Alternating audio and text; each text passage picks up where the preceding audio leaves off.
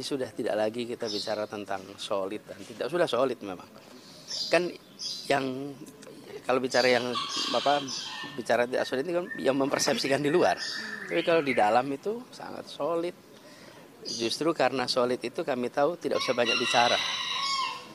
Tapi terus komunikasi terus saja. Ya, karena pertemuan ini terumumkan, maka jadi ketahuan kita ada pertemuan. Tapi jauh lebih banyak pertemuan-pertemuan yang tak terumumkan. Tapi bukan berarti tidak ada pertemuan. Ya, saya kira yang paling menonjol adalah sikap Demokrat yang menuntut terus supaya Nasdem atau Anies sebetulnya, tapi pesannya pada Nasdem segera meloloskan Anies untuk memilih calon wakil presidennya. Dan itu udah terlambat 2-3 bulan, karena itu Pak SBY terus-menerus ingin dipercepat. Jadi kalau Anies bertemu dengan Pak SBY, maka ada hal yang konkret. Kan nggak mungkin Pak SBY terima hal yang tidak konkret gitu kan.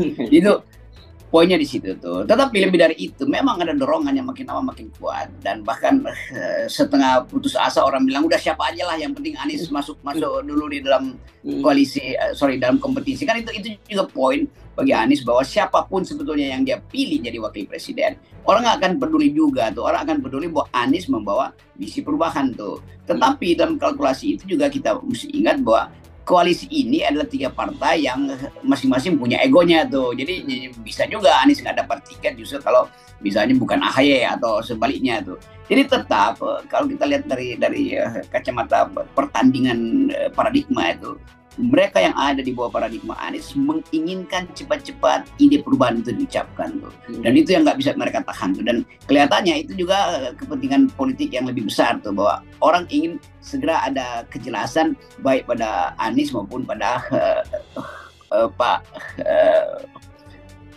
Prabowo tuh. Karena kalau Pak Ganjar ya orang nggak peduli lagi tuh, mau Ganjar mau ditaruh siapapun ya orang bilang udah. Orang cuma mau lihat duel antara Anies dan Prabowo. Dan Prabowo memang mengundang supaya kita menyaksikan kompetisi politik antara dia dan Anies. Entah itu putaran pertama atau putaran kedua tuh. Tentu dengan dalam pikiran kita putaran kedua tuh. Jadi betul juga kalau keinginan publik itu dilayani lebih cepat oleh Anies tuh. Dan pasti ada courtesy call antara, atau Anies membawa pesan Nasdem pada Pak SBY itu.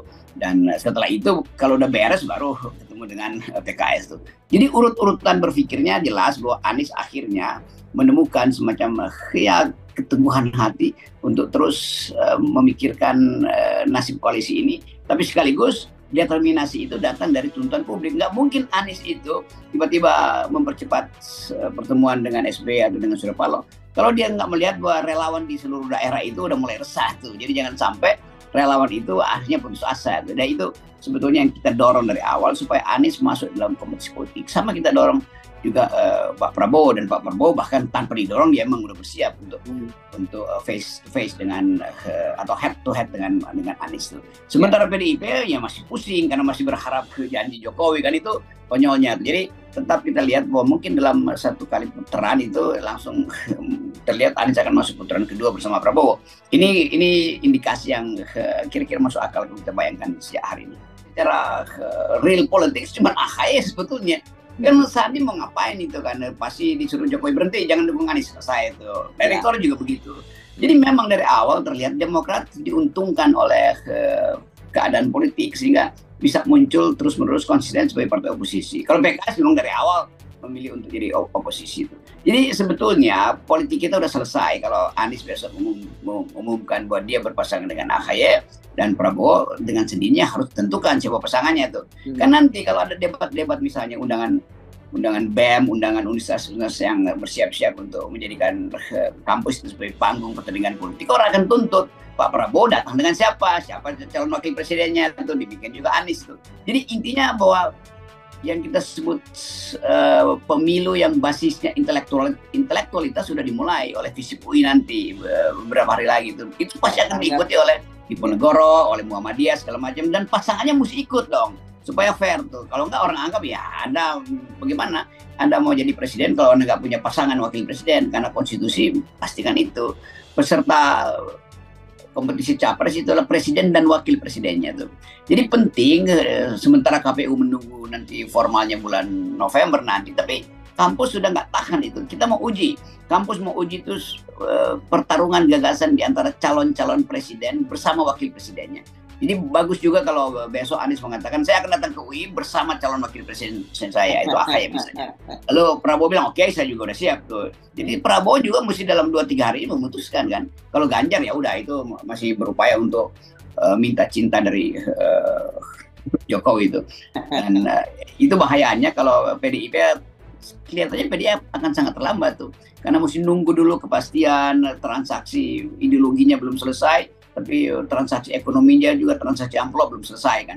Jadi itu yang menyebabkan kita berpikir bahwa ya udah lebih baik PDIP tentukan aja bergabung dengan Prabowo atau bergabung dengan Anies, kan lebih gampang begitu tuh. Supaya lebih simpel lah kita membaca politik ke depan. Nah ini kalau relawan dia merasa udahlah ini jangan sampai Anies makin lama makin nggak mampu untuk mengucapkan pilihannya sendiri. Ya udahlah apa aja yang dia pilih itu. Jadi sebetulnya psikologi publik menginginkan perubahan tuh. Walaupun di dalam pikiran mereka, iya kalau perubahan itu bersama dengan Anies bersama dengan Sandi misalnya itu bukan perubahan tuh kan, karena ada titipan Jokowi di situ. Tetapi di balik itu juga mereka paham, relawan dan pemilih Anies, pasti Anies akan pilih orang yang kendati mungkin elektabilitasnya jauh atau masih berselisih dengan orang seperti Ridwan Kamil segala macam, tetapi mereka mau lihat bahwa Anies pasti akan memilih seseorang yang satu visi dengan dia, yaitu oposisi atau menginginkan perubahan tuh.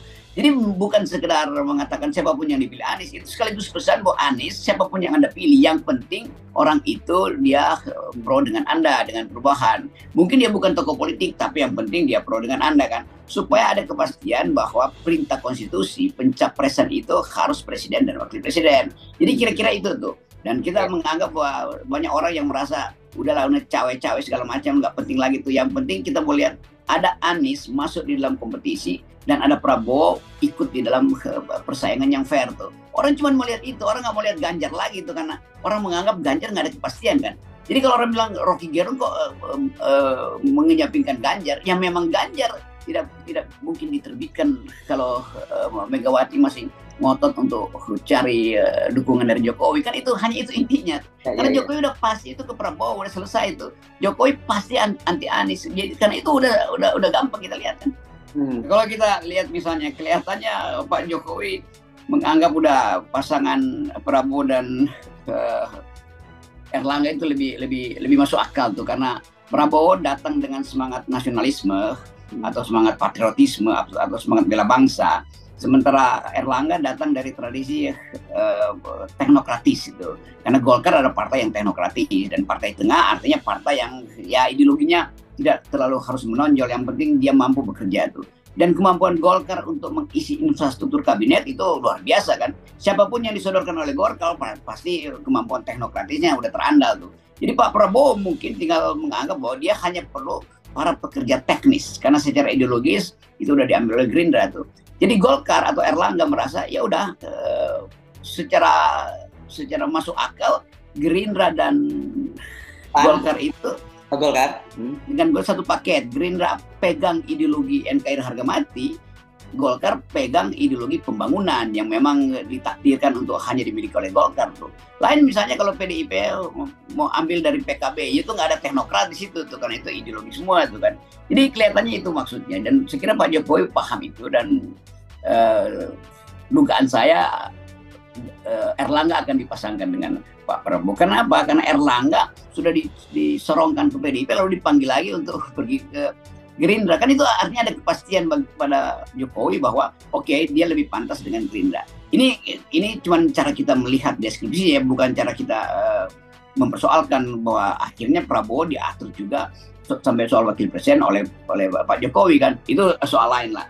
Tapi dengan itu menjadi jelas bahwa Jokowi hanya pro pada Prabowo, bukan pro pada Ganjar kan. Supaya PDIP udah lakukan aja kontemplasi. Kenapa Jokowi akhirnya memastikan hanya Prabowo yang mampu untuk menjamin keberlanjutan nama baik Jokowi di masa depan.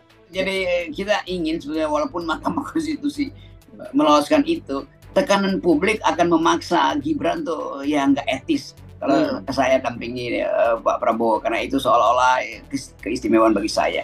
Dan milenial justru akan kabur dari Gibran, karena milenial ini orang-orang yang jujur yang merasa iya Gibran anak muda, tapi anak muda itu mesti independen, bukan diserongkan oleh ayahnya, kan begitu kan.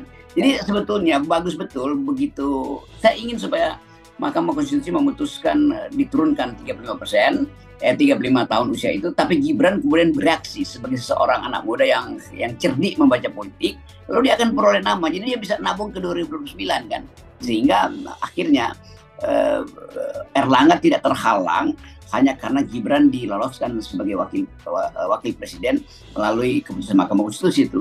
Dan dengan cara itu juga sebetulnya keluarga atau kedinastian Pak Jokowi itu dapat nilai plus bahwa ada seseorang yang tidak mau mengkhianati prinsip-prinsip demokrasi. Kalau Gibran lakukan itu, dia akan diingat sebagai seorang calon tokoh yang secara etik sebetulnya sudah diuji dengan peristiwa dia menolak keputusan Mahkamah Konstitusi. Itu intinya. Yes. Demikian update news kali ini. Jangan lupa tekan tombol like, subscribe, dan komen channel kami.